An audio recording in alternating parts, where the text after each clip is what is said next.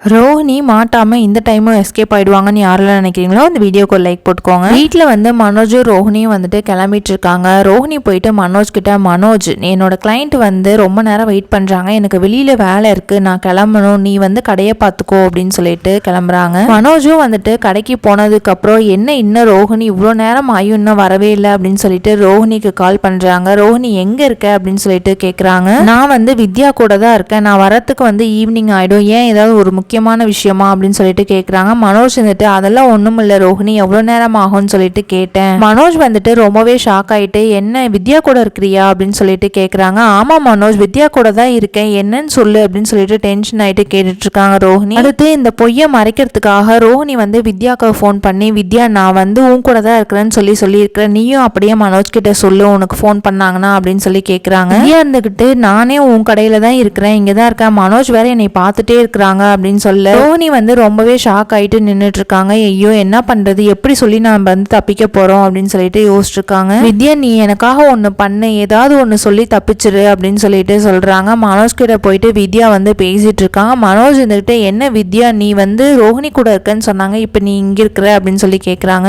அது ஒண்ணும் இல்ல மனோஜ், நான் இவ்வளவு நேரம் வந்து ரோஹிணி கூட தான் இருந்தேன், என்னோட கிளைண்ட் வந்து புதுசா கல்யாணம் ஆக போது, அவங்க வந்து ஹோம் அப்ளையன்சஸ் கடை ஏதாவது தெரிஞ்சா சொல்லுங்க, TV fridge washing machine AC எல்லாமே வாங்கணும்னு சொன்னாங்களா, எதுக்கு நம்ம கடை இருக்கும்போது மற்றவங்க கடைக்கு வந்து அனுப்பணும் அப்படின்னு சொல்லிட்டு கடை தெரியாதுன்னு சொன்னாங்கன்ட்டு கிளைண்ட்டோட நான் இங்கே வந்தேன். ரோஹிணி தான் வந்துட்டு எனக்கு வேலை இருக்கு, நீ போயிட்டு என்னோட கடையை காமின்னு சொல்லிட்டு கிளைண்ட்டோட அனுப்பி வச்சாங்க, அதனால தான் நான் வந்து இங்கே வந்தேன் அப்படின்னு சொல்லிட்டு தப்பிச்சிடுறாங்க. மனோஜ்க்கு இது சொன்னோடனே ரொம்பவே சந்தோஷமாயிடும். ரோஹிணி வந்து எங்கே போனாலும் நம்ம கடையை விடாம எந்த அளவுக்கு கஷ்டப்பட்டு முன்னேறா பாரு, இவளை பார்த்து நம்மளும் கற்றுக்கணும் அப்படின்ற மாதிரி நினைப்பாங்க. மனோஜ் வந்துட்டு ரோஹிணி சொன்ன பொய்யால உண்மை கண்டுபிடிப்பாங்களா என்னங்கிறத வெயிட் பண்ணி பார்க்கலாம். நம்ம சேனலை பிடிச்சிருந்தா சப்ஸ்கிரைப் பண்ணுங்க. தேங்க்ஸ் ஃபார் வாட்சிங்.